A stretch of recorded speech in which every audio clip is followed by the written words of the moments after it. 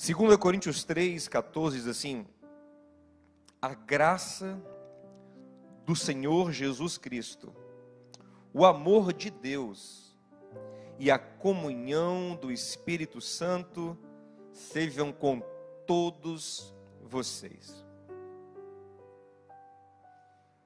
Que essa bênção do Deus Trino, do Deus Triuno, que essa bênção da Trindade seja com todos vocês. A Trindade não é algo fácil de entender. E hoje eu não vou me aprofundar em explicar a Trindade, porque eu gastaria aqui muito tempo e esse não é o meu objetivo. Mas eu quero, a partir da Trindade, extrair para a gente lições maravilhosas para a nossa vida e, sobretudo, para o nosso relacionamento com Deus. Eu tenho que dar alguma explicaçãozinha básica sobre a Trindade para a gente poder chegar lá. Como eu disse, tentar exauri-la em nossa intelectualidade é completamente impossível. Eu lembro de Romanos 11:33, quando Paulo diz: ó profundidade da sabedoria e do conhecimento de Deus. Quão insondáveis são os teus caminhos. Quão inescrutáveis são os teus juízos. Quem conheceu a mente do Senhor? No Salmo 139, Davi diz: teu conhecimento, Senhor, é alto demais para mim. Essa dimensão onde o Senhor anda aí, não dá para eu alcançar. Então, como a canção bem disse, ninguém, nem o crente, nem o ateu, nem o gentil, nem o judeu, nem o teólogo, nem o leigo, ninguém pode explicar perfeitamente Deus. Mas tem algumas coisas que têm que ser pontuadas sobre a Trindade para a gente poder extrair hoje aqui coisas muito preciosas para mim e para a sua vida. A primeira coisa é que você não pode imaginar que é o mesmo Deus que se manifesta de três formas diferentes. Você entende? A mesma pessoa que se manifesta de três formas diferentes. Isso é uma doutrina que foi considerada herética na história, chamada de modalismo. Para cada situação, Deus se molda de uma forma. Então, ora ele se manifesta como Pai, ora ele se manifesta como Filho, e ora ele se manifesta como Espírito Santo. Mas isso, temos vários textos bíblicos que mostram que isso não é verdade. Como, por exemplo, Mateus 3, o batismo de Jesus. Ali nós vemos o Filho saindo das águas do Jordão, o Espírito descendo sobre o Filho em forma corpórea de pomba, e o Pai dos céus dizendo: esse é o meu Filho amado, em quem eu tenho muito prazer. Pai, distinto do Filho, distinto do Espírito. Vemos também isso em João 14, quando Jesus diz assim: eu vou ao Pai e vou pedir ao Pai. Então eu sou um e o Pai é outro, porque eu peço ao Pai. Eu vou pedir ao Pai que envie o Consolador, que já é outro. Três. São três pessoas diferentes, são três personalidades. Mas também você não pode imaginar que são três deuses. Aí seria o triteísmo, que é um tipo de politeísmo. Três deuses diferentes. Não, é um mesmo Deus. Uma mesma essência, em perfeita harmonia. Para a gente entender bem isso, e eu acho que o grande resumo é o seguinte: Deus é uma pluralidade. Três pessoas formam Deus. Porque nós estamos acostumados a pensar em Deus, uma pessoa, Deus é um. Lembra do Shema Israel? O Senhor teu Deus é um. Ele é um, mas ele não deixa de ser três pessoas. Jesus disse: eu e o Pai somos um, mas somos duas pessoas, mas somos um, somos o mesmo Deus. Então o Pai, o Filho e o Espírito formam Deus. Deus é esse conjunto: Pai, Filho e Espírito. Você entendeu agora? Deus é esse conjunto. Quando você pensar agora, Deus, pense no conjunto. Apesar de, às vezes, a palavra Deus se referir exclusivamente ao Pai, como no texto que nós lemos. O amor de Deus, ali Paulo está falando de Deus o Pai. A graça de Jesus Cristo, Deus Filho, e a comunhão do Espírito Santo, Deus Espírito em nós. E você tem que entender também o seguinte, que essas formas, Pai, Filho, Espírito Santo, são, na verdade, as revelações de Deus para a gente, para os seres humanos. Isso não quer dizer que entre eles lá, eternamente, um era o Pai, outro era o Filho e outro era o Espírito. A gente não sabe, isso é um mistério profundo. Mas quando eles se revelam para o homem, para se relacionar com o homem, aí eles assumem esses papéis. Um é o Pai, outro é o Filho e outro é o Espírito Santo. Esses três são um. Deus é essa pluralidade. E isso implica em muitas coisas em nossas vidas. Em primeiro lugar, começamos a entender que Deus é uma relação. Deus é um relacionamento. Se Deus existe desde a eternidade, porque nada existe antes de Deus, mas a partir de Deus, se Deus é a existência em essência, Ele existe, Ele é desde sempre. Então, desde sempre existem no universo, existem na verdade fora do universo, para além da compreensão humana, três pessoas. Que coisa profunda. Sempre existiram três pessoas se relacionando. Que coisa. Desde a eternidade, aleluia. Existem três se relacionando em perfeita harmonia, em perfeito amor. Aí eu entendo quando João diz em 1 João 4 que Deus é amor. Por quê? Porque Deus é relação. E ele, para Deus ser amor, ele tinha que ser três desde sempre.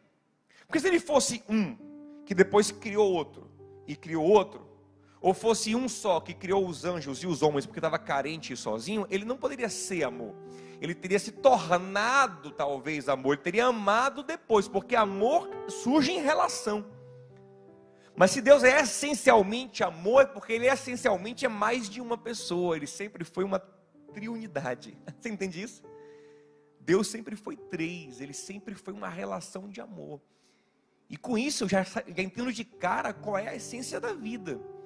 A essência da vida é relação. A essência da vida é amar. A essência da vida não é ter uma casa, é ter uma casa para ter relação. Não é ter um carro, é ter um carro para ter relação. Não é ter uma mesa chique, é ter a mesa chique para sentar e comer junto. Não é ter uma igreja linda, é ter uma igreja linda para ter gente para conviver. Esse é o grande objetivo da vida, e é isso que João está falando em 1 João 4, quando ele fala que Deus é amor, ele fala, gente, amem uns aos outros.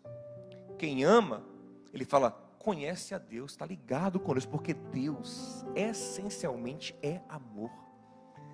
E é por isso que Salomão fala no Provérbios 18, versículo 1, que quem se isola, o solitário, é um tolo egoísta, revoltado contra a verdadeira sabedoria. Ele até pensa que é esperto, não me apega a ninguém, não ando com ninguém, preciso de ninguém, mas na verdade ele perde o melhor da vida, que é a relação. Deus é amor, Deus é relação. Eu entendo que essa é a essência da vida. E uma outra coisa também que eu passo a entender quando eu entendo que Deus são três pessoas em perfeita harmonia, é que eu sou a imagem de Deus. E assim como Deus são três, o homem também, numa certa visão, ele é um ser trino. E eu sei que existem pessoas que defendem a dicotomia, outros a tricotomia, e eu não quero nem aprofundar nessa polêmica aqui hoje. Eu concordo com quem defende a dicotomia no seguinte sentido, que na maioria das vezes, alma e espírito aparecem como termos intercambiáveis, como sinônimos na Bíblia. Sim, é verdade. Nós temos uma essência material e uma essência espiritual, que inclusive se separam na morte. Entenda, não é que você é espírito e vai se livrar do seu corpo na morte, não. Você é espírito e você é corpo. Esse todo, corpo e espírito, é o que você é. Tanto que você separa corpo e espírito na morte, como Jesus, né? Pai, em tuas mãos eu entrego o meu espírito, e o corpo dele foi sepultado.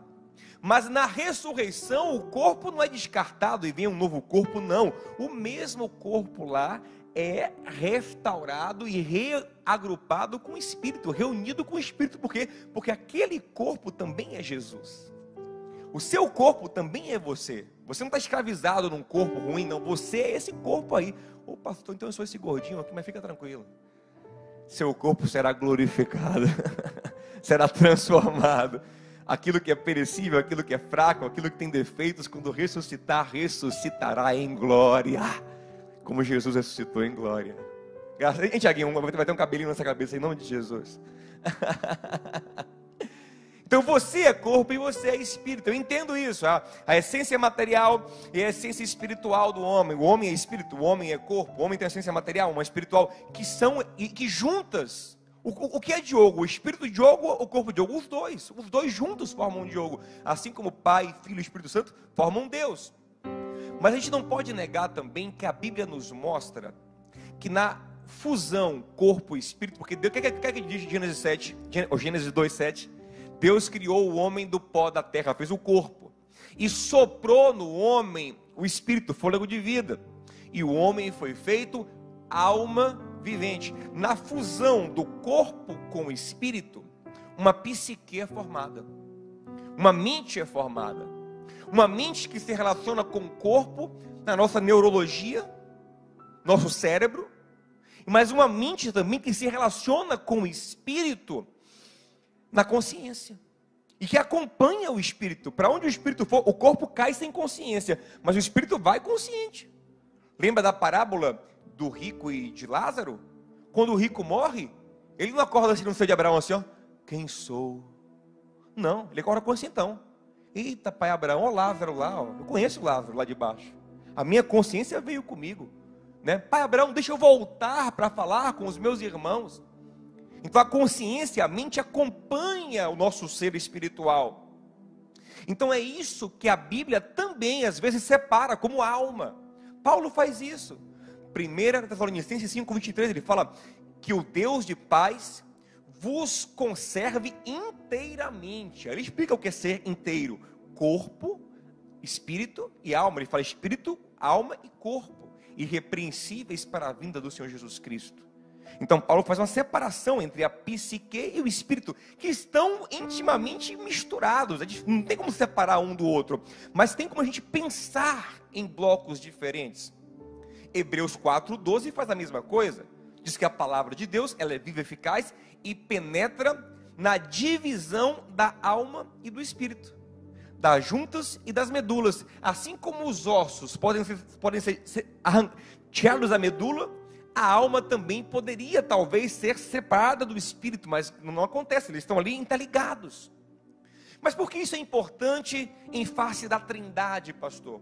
Porque assim como Deus é três em perfeita harmonia, eu também, que sou três, sou corpo, sou espírito e sou emoção, sou psique, preciso estar em perfeita harmonia.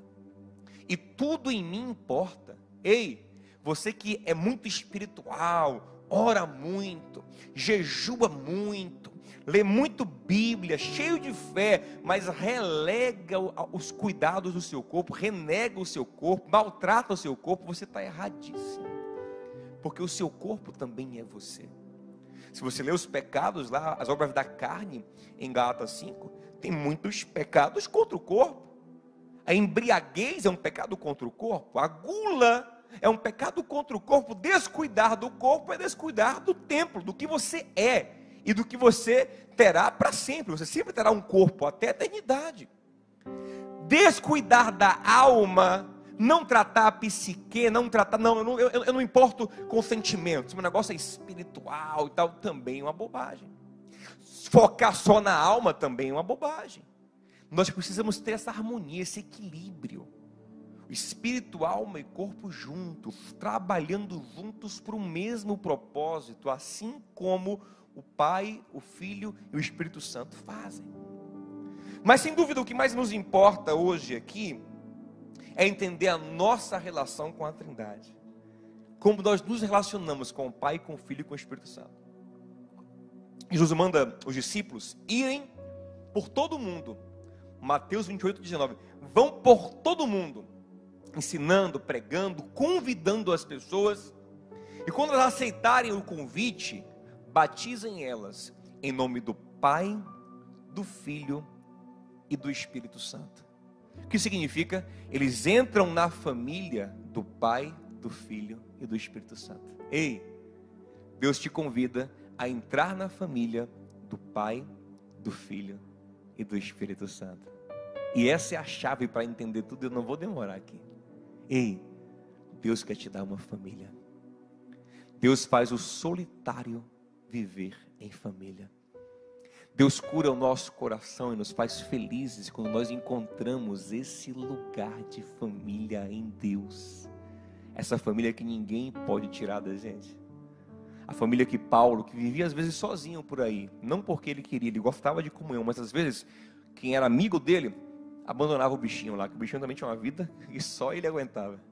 Largavam ele sozinho, ele dizia, não importa, eu posso estar sozinho, eu posso estar abandonado, pode ter demônio me perseguindo, pode ter perigo, espada, fome, nudez, nada pode me separar do amor de Deus, que eu conheci, que eu recebi através de Jesus Cristo. Então quando eu entendo isso, agora eu vou lá entender quem para mim é o Pai, quem para mim é o Filho, quem para mim é o Espírito Santo. Começar do Pai. Quem é o Pai para mim? O Pai é o Pai. O Pai é aquele que eu nunca vi. E talvez, vou te dar uma notícia, talvez a gente nunca veja. Eu nem vou entrar nessa polêmica agora. Mas o Pai é aquele que é imensurável, a gente não tem como colocar ele numa forma. O Pai, a gente pensa nele quando olha para a criação. Tudo que foi criado aponta para esse Deus Pai. O Deus que Jesus disse que cuida dos passarinhos. Olha para os passarinhos. Lembra do seu Pai. Seu Pai cuidadoso. Aquele que cuida para que tudo esteja acontecendo no universo. O grande supervisor de todas as coisas. O grande provedor. Jesus só chamava ele de Pai. Jesus nunca se dirigia a Deus a não ser falando Pai. Só uma vez ele chamou de meu Deus, porque estava na cruz com o pecado da humanidade sobre ele. Ali ele disse, Eli, Eli, lama sabachthani, que é Deus meu, por que me desamparaste? Porque ali o filho por um momento foi afastado do Pai, mas em todas as outras ocasiões Jesus nunca abria a boca para dizer meu Deus Altíssimo, não. Toda vez que ele abria a boca ele dizia Pai. Ele chegou a dizer Abba, papai. E quando os discípulos pediram Jesus nos ensina a orar, ele falou, ei, orem assim, Pai nosso que está no céu. Chame ele de Pai. E quando ele termina de ensinar a oração, ele fala, olha, peçam a ele, porque ele é bom, ele é maravilhoso. Se vocês que são pais maus dão coisas boas aos vossos filhos, você não tem noção de quem é o Pai lá em cima. Como ele é bom. Ele só dá coisas. Peçam, batam na porta dele. Ele é protetor, ele é cuidadoso. Ele é esse ser inacessível. Em 1 Timóteo 6,16 diz que ele habita em luz inacessível. Ele é incompreensível. O Pai é muito misterioso. Mas ele te ouve, ele cuida de você, ele te pastoreia, ele atende às suas orações, te protege. Lá em Mateus 26, quando Pedro cortou a orelha do soldado, do guarda sacerdotal, o Senhor falou assim, Pedro, se eu quisesse, eu pedia a meu pai agora, ele mandava 12 legiões de anjos para me proteger. Ou seja, ele é protetor, ele não aparece, mas está cuidando de tudo e respondendo a nossa oração. Eu olho para essa grandeza, para esse universo, olho para as estrelas e eu penso nesse Pai grandioso, nesse Pai exaltado, nesse Pai maravilhoso. Então Ele vem para suprir em mim essa carência de ter um Pai, de ter quem cuida, sabe? O que é que o Pai supre em nós? Cuidado. Quem cuida de mim? Sabe aquela pessoa que trabalha e paga as contas? Olha, já vou provocar as feministas aqui agora, misericórdia. Mas no modelo antigo, lembra como era? Aquele pai que saía para trabalhar e pagava as contas, que protegia a família. Esse é o Pai, provendo, protegendo, guiando tudo. E é bom saber que eu tenho alguém assim por mim. É tão maravilhoso. Só que o Pai, ouça isso, o Pai não pode suprir tudo em mim. Eita, pastor, que pregação é essa? Fica ligado aí. Porque eu tenho outras carências. Eu preciso de uma referência mais palpável. Eu preciso de alguém que eu possa olhar mais para ele e entender como é que eu tenho que fazer, quem eu tenho que imitar. Como é que eu vou imitar quem habita em luz inacessível? Como eu vou copiar aquele que eu não sei qual é a forma dele, é difícil discernir os caminhos dele, ele é muito alto. É o Pai nosso que está nos céus. Como eu vou imitar Ele? Aí vem outro membro da família que a gente precisa. Vê o irmão mais velho. O pai está trabalhando, o pai está distante. Quem é que o irmão mais novo copia? O irmão mais velho. Geralmente o irmão mais velho é uma influência poderosíssima na formação do mais novo. É ao mais velho que o mais novo se remete no dia a dia. É o mais velho que ensina. O mais velho é o modelo. E Jesus, o Filho, é em Romanos 8:29, descrito como nosso irmão mais velho, o primogênito de muitos irmãos que devem se parecer como ele, é o que Paulo ensina. O irmão mais velho, em Hebreus 1:3, diz que ele é a exata expressão de Deus. Eu não consigo ver o Pai, mas eu pelo menos não vi com o olho nu, mas eu consigo, através do texto sagrado, ver o caráter, ver a personalidade, ver o mover do Filho. É muito mais palpável para mim. Os discípulos viram com seus olhos. Nós vemos aqui pelo texto, pelos evangelhos, como era, como ele se move, como é o exemplo humano de Deus. Deus encarnado, Deus no meu lugar, Deus no dia a dia aqui. Como é que funciona Jesus? O irmão mais velho. Aquele que é a grande referência para a gente. Interessante, que nós somos irmãos mais novos, rebeldes. Nós somos irmãos mais novos, que ainda aprontam. Ele não, ele é aquele mais velho perfeito. E nós somos os irmãos mais novos, ainda meio problemáticos, meio rebeldes. Mas sabe o que ele fez por nós? Ele foi nosso herói diante do Pai.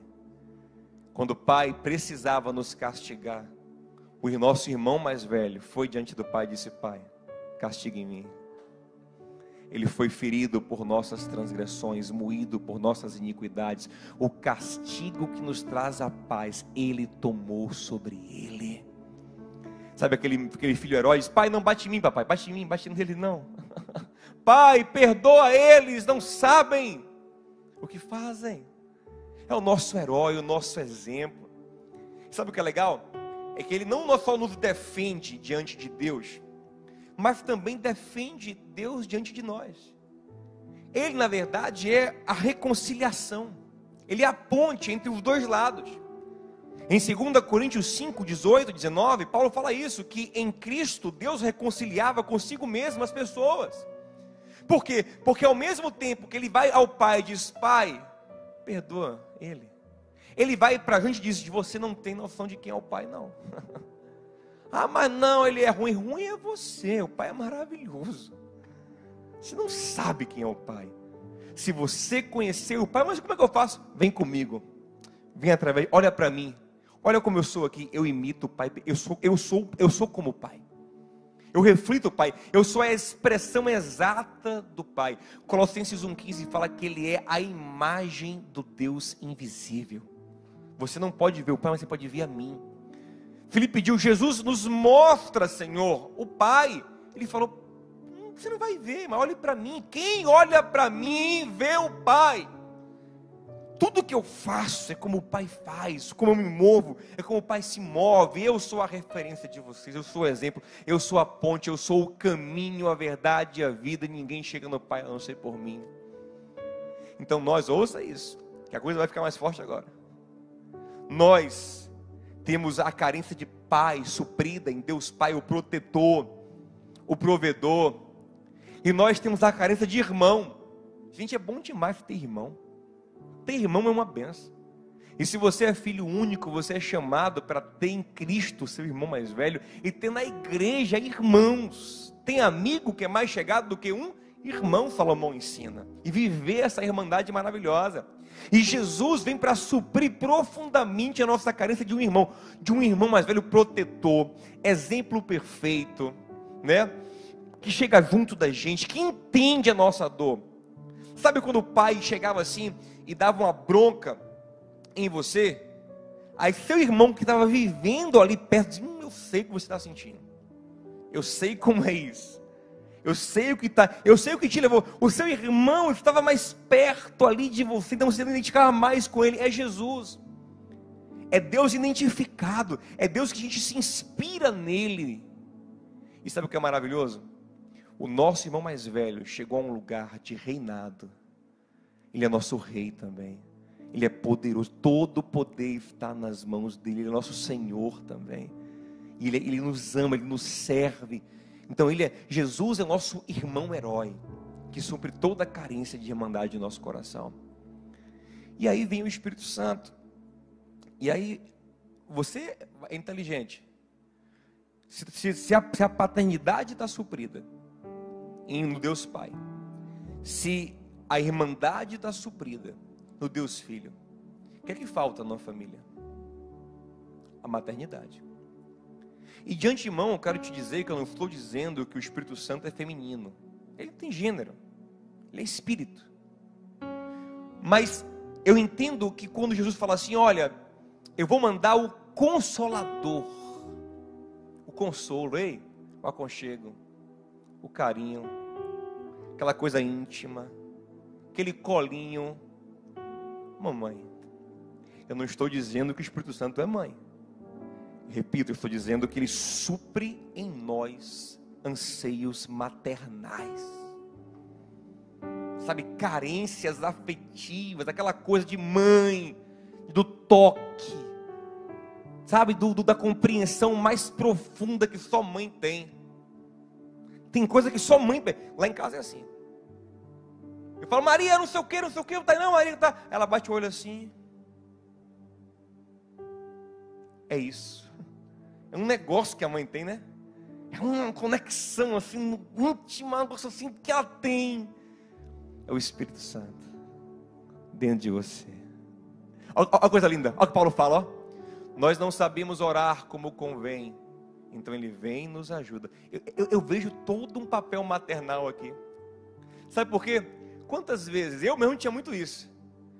Ô minha mãe, falar com meu pai aí, eu não sei como falar com ele, porque o pai é aquela figura que você tem medo, que você teme. Pai é o pai. Você fica tenso com seu pai. Aí sua mãe diz, me enche de bobagem, é seu pai. Ele lhe ama, é seu pai. E Paulo diz em Romanos 8,16 que o Espírito Santo testifica em nosso coração que Deus é nosso pai. Ele fala, Diogo, é seu pai ele, Diogo, vai, fala. Mas eu não sei como falar com ele, minha mãe. Eu não sei como falar com ele. Eu vejo o mesmo Espírito falar, então vara, eu vou te ajudar. Eu vou introduzir a conversa, porque nós não sabemos orar como convém. O Espírito Santo intercede por nós com gemidos inexprimíveis. Quantas vezes a mãe chega lá e fala, deixa ele, deixa o bichinho, não bate não, né? Não bate não, deixa ele. E nos ajuda, e nos fortalece. E a oração é o lugar onde os três estão conosco, porque a gente ora ao Pai por intermédio do Filho. Quem abriu a porta para a oração foi o Filho. Foi o Filho quem abriu o caminho. Porque se não fosse o Filho, nós chegaríamos diante do Pai já apanhando. Sabe? Sabe que chegaria, se o moleque chegou aqui. Mas por que a gente chega diante do Pai e não nos bate? Porque o nosso irmão mais velho apanhou primeiro. Então ele é o novo e vivo caminho. Então você pode chegar com ousadia ao Santo dos Santos. Hebreus 10:19. Por quê? Porque o sangue de Jesus é um caminho que lhe permite chegar lá. Seu irmão apanhou por você. Ele é o caminho. Ele abriu a porta. Ele é a porta. E o Espírito que é quem te ajuda. Eu não quero não, eu estou com medo. Vai sim, eu lhe ajudo. Não, ele é seu pai. Não é coisa de mãe isso? Ele é seu pai, o Espírito Santo testifica em nosso espírito que somos filhos de Deus. E aí, é isso que eu quero pregar para você hoje.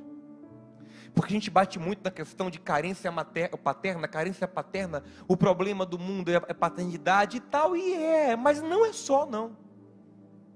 O problema do mundo não é só paternidade, é também irmandade. É também maternidade. E é por isso que Deus diz a você, vem para a família. Em nome do Pai, do Filho e do Espírito Santo. E nessa relação de amor, onde a plenitude você será suprido. Porque, entenda uma coisa, Deus não nos criou porque Ele precisava de nós, porque estava carente de alguém, não. Ele sempre foi feliz nessa família dEle, nessa trindade dEle. Ele nos criou para compartilhar conosco essa alegria que Ele sempre teve. E é por isso que Ele fala no plural, façamos o homem, no plural, façamos o homem a nossa imagem e semelhança. Vamos trazer Ele para a nossa família? Eu já senti isso muitas vezes, sabia? Estava eu, Tainã e Maria Esther. Com o Judá ainda não tive a oportunidade de estar vivendo isso, porque a gente não sai de casa com ele ainda. Mas era realmente na rua. A gente estava na rua descia uma áurea assim sobre nós, que eu olhava assim para aquela relação trina ali, e eu pensava, rapaz, isso aqui é a perfeição. Isso aqui é a felicidade. Isso aqui é maravilhoso demais. Eu poderia ficar aqui anos, só eu, Tainã e Maria aqui, curtindo isso aqui. Aí de repente vi no coração assim, ó, poxa, poderia colocar mais um aqui. Podemos compartilhar isso que nós temos com mais um.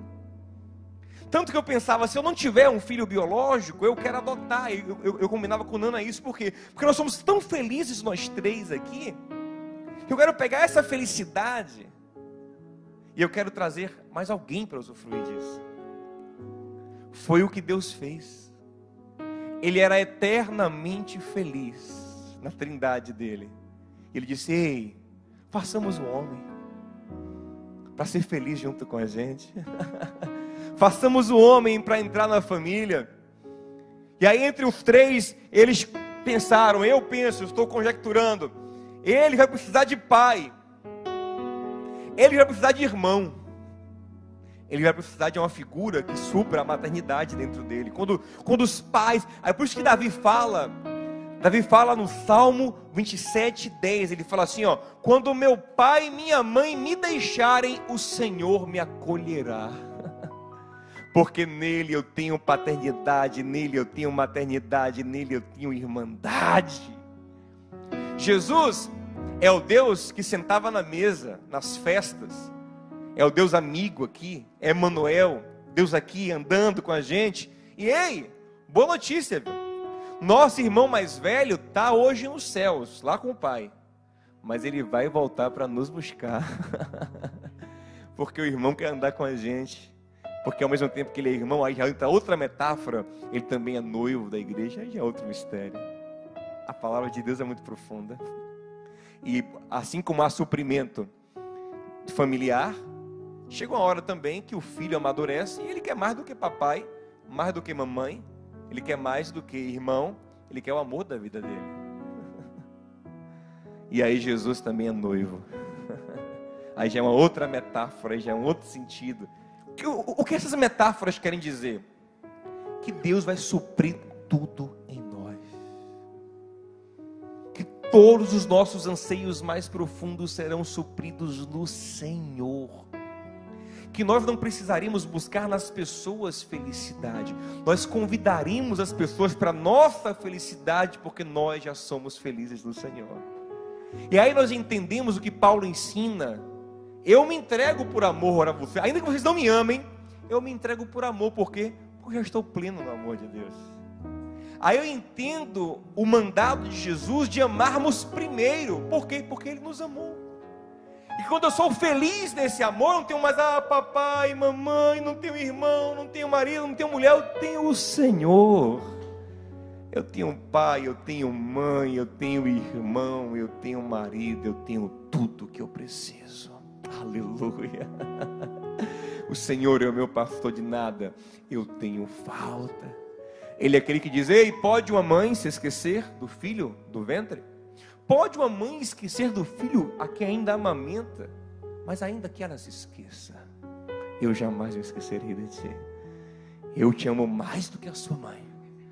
A minha relação com você é mais profunda do que com sua mãe. Perguntaram uma vez a Jesus, vem cá, esse negócio de céu, de vida após a morte, quem não acreditava nos saduceus, né? Como é que é? Se um homem casou, se uma mulher casou com 7 homens diferentes no levirato, né? Digamos 7 irmãos, foi morrendo, a mulher foi passando de irmão para irmão. De quem ela é esposa nos céus? E o Senhor falou, nos céus não tem mais isso. Alguém pensa, eita, o céu vai ser chato, hein? Poxa, não tem um lovezinho, não tem um beijinho, não tem um negocinho, velho. Vai ser chato esse céu, hein? Não, o céu é o lugar da mais profunda felicidade. Sabe por que não tem? Porque não precisa mais. Quando Paulo fala assim, olha, quando Paulo ele chega assim empolgado e fala assim, ó, eu aconselho até duro de Paulo. Paulinho tem uma coisa que é terrível, às vezes. Eu aconselho aos solteiros nem casarem, só se dediquem ao Senhor. É porque ele estava numa dimensão em que casamento para ele nem era necessário. Ele era tão feliz, casado com Cristo, que ele dizia, gente, nem casa, porque casar para quê? Eu fico imaginando Paulo hoje em dia, Paulo no lugar do pastor Diogo. Aí vem Tiago, vem cá, Tiaguinho. Pastor, estou aí interessado no irmão. Casar para quê, rapaz? Que casar para quê? Imagina Paulo. Porque é a dimensão que ele vivia, Gel. Casar para quê, Gel? Não, para casar não, vamos viver Jesus. Era o que ele vivia. Eu quero dizer a você, em Deus tem tudo o que você precisa. Quem sabe você teve um pai, que a gente baixa muito paternidade, você teve um pai maravilhoso, mas ele faltou mãe. Ei, tem um espírito consolador, conselheiro, ajudador, que quer te fazer um carinho no coração que mãe nenhuma pode fazer. Um cafuné espiritual na sua alma. Ele vai com a doçura, ele é doce, ele é leve. Ele fica, quando Paulo fala lá em Efésios 4, que o Espírito Santo fica triste, olha como isso é maternal. Ele fala assim, ó, evitem a gritaria, as discussões, as brigas entre vocês, não entristeçam o Espírito Santo. Eu vejo a figura de uma mãe, com o menino brigando, gritando, e ela triste. Que menino que me dá tristeza, o menino brigando. Uma mãe, entenda, eu quero bater de novo na tecla, não estou dizendo que o Espírito Santo é macho nem fêmea. Entenda, seja maduro. Quem caminha comigo aqui tem que ser maduro. Quem não for maduro não vai conseguir. Deixa eu lhe falar isso. Se você for imaturo, for uma pessoa cheia de cri-cri, você não vai conseguir caminhar comigo. Porque eu estou, sabe, não estou marcando esse negócio de leitinho, estou em outra dimensão. Tem que andar com maturidade para entender o que Deus quer falar ao seu coração. Eu procuro ser o mais bíblico possível, eu evito heresia, eu sou fiel, e se eu entender algo errado, eu vou lá e corrijo com humildade. Mas eu quero te levar a esse lugar de profundidade, onde você tem tudo o que você precisa. Esse é o nosso Deus. O Pai, o Filho, o Espírito são formas de se revelar. Nós tentamos esquematizar Ele, mas não dá, Ele não cabe em nossos esquemas, Ele não cabe em nossa teologia, Ele não cabe em nossa interpretação, Ele não cabe, Ele é para além de tudo. Ó profundidade da sabedoria e do conhecimento de Deus. Quem conheceu a mente do Senhor? Seus caminhos são insondáveis, seus juízos inescrutáveis. Ele é para além, mas Ele pode ser vivido. E é isso que eu quero te convidar para viver o Senhor, para viver essa relação que vai curar a sua alma plenamente hoje, em nome de Jesus. Aleluia. Vamos orar? Deus, meu Deus, inexplicável te sentir. Aleluia. Espírito Santo, Aleluia. meu amigo íntimo, Jesus, ah meu Jesus, ah meu Jesus, o que é que eu vou dizer de ti? Que me justificou, que me santificou.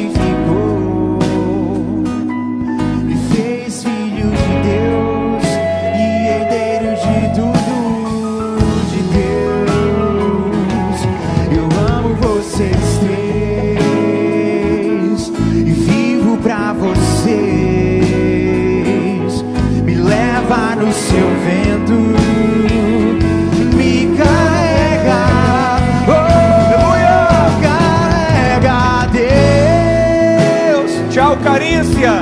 Eu te amo. Diga tchau pra carência, meu irmão. Não te troco por nada. Mergulhe nesse amor. Nessa vida e cada dia eu te quero mais, mais, mais, mais, mais. Deus, eu te amo. Não te troco por nada nessa vida, cada dia eu te quero mais, mais, mais, mais, mais. Aí Paulo fala assim, ó: vocês não receberam um espírito de escravidão para ficarem com medo de Deus, não, mas um espírito de adoção. E por meio desse espírito que te adota, como a mãe acolhe nos seus braços. Pronto. Se você tem problema com a figura feminina, Jesus usou uma figura feminina. Ele disse: quantas vezes eu quis te acolher, Jerusalém, como uma galinha. Ei, não foi galo, como uma galinha feminino acolhe seus pintinhos debaixo de suas asas. Abre a cabeça, meu irmão, para de bobagem. Voltando aqui, não recebeste espírito de escravidão para estarem com medo, mas um espírito que te adota como uma mãezona que bota debaixo do braço. E por esse espírito você chega para ele e fala: papai. Porque eu vou lhe falar uma coisa, aí eu não quero entrar em psicologia agora, mas muito do sentimento que a criança tem pelo pai perpassa pelo que a mãe coloca no coração dele. Uma mãe pode fazer um filho odiar o pai como amar o pai, dependendo de como ela instrui esse filho. Então o espírito desse papel maternal, o que é que ele faz? Ele diz: ei, ele é teu papai. Mas mãe tem um jeitão assim afastado. Mas mãe, ele mora numa luz inacessível. Mãe, eu nem vejo ele, mas ele te ama tanto. Aí você vai ao pai em oração e vai confiante, por quê? Porque teu irmão mais velho abriu o caminho. Aleluia. Como é que é? Bota com essa música, como é que é? Deus, né? Deus, meu Deus, inexplicável te sentir. Aleluia. Espírito Santo, meu amigo íntimo. Aleluia. Jesus, ah meu Jesus, ah meu Jesus, o que é que eu vou dizer de ti, que me justificou, Nosso herói, Jesus, me santificou, me fez filho de Deus e herdeiro de tudo de Deus.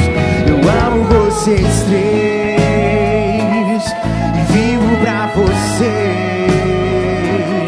Me leva no seu vento, me carrega. Oh, Deus, eu te amo. Não te troco por nada nessa vida, cada dia eu te quero mais, mais, mais, mais, mais. Deus, eu te amo.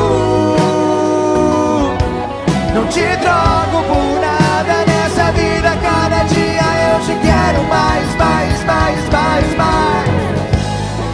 Eu não sei se é C.S. Lewis que fala isso, eu acho que antes de tudo existir, o Pai, o Filho e o Espírito viviam numa dança cósmica, se bastando entre eles mesmos ali, se completando, se amando, se apreciando.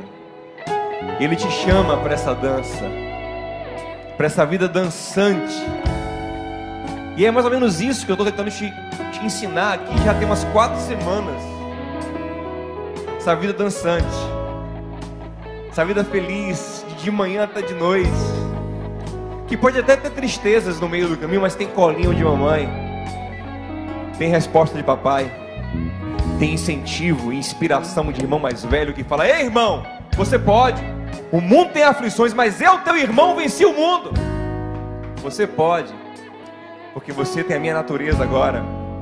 Você tem a minha unção agora. Aleluia. Oh Pai querido e amado, eu te peço, supre os nossos corações, Senhor, em Ti. Nos leva a este lugar profundo, onde o Pai nos supre, onde o Filho nos guia. O Filho é o nosso exemplo, o Filho é o nosso herói, o Filho é o nosso amigo, e onde o Espírito é a pessoa mais íntima do nosso ser, onde o Espírito está falando todo dia dentro do nosso coração, como uma mãe fala, aconselha e ama e cuida. Oh Senhor, nos ajuda, arranca essa carência, Senhor, maldita, que nos faz tropeçar e ter tantas escolhas ruins na vida. Essa carência que nos faz invejar, que nos faz enciumar, que nos faz escolher errado, que nos faz nos precipitar, que nos entristece, que nos abate, que nos faz inseguros. Senhor, supre a nossa vida, porque Tu és Pai, Tu és mãe, Tu és irmão, Tu és marido, Tu és tudo que nós precisamos. Oh Senhor, supre o Teu povo, Pai, enche com o Teu Espírito, que o amor de Deus, o Pai, que a graça de Jesus Cristo, Filho, e a comunhão íntima do Espírito Santo seja contigo, em nome de Jesus. Receba essa unção, receba esse toque, em nome de Jesus. Eu amo vocês três e vivo pra vocês. Me leva no seu vento, me carrega. Eu amo vocês três e vivo pra vocês. Me leva no seu vento.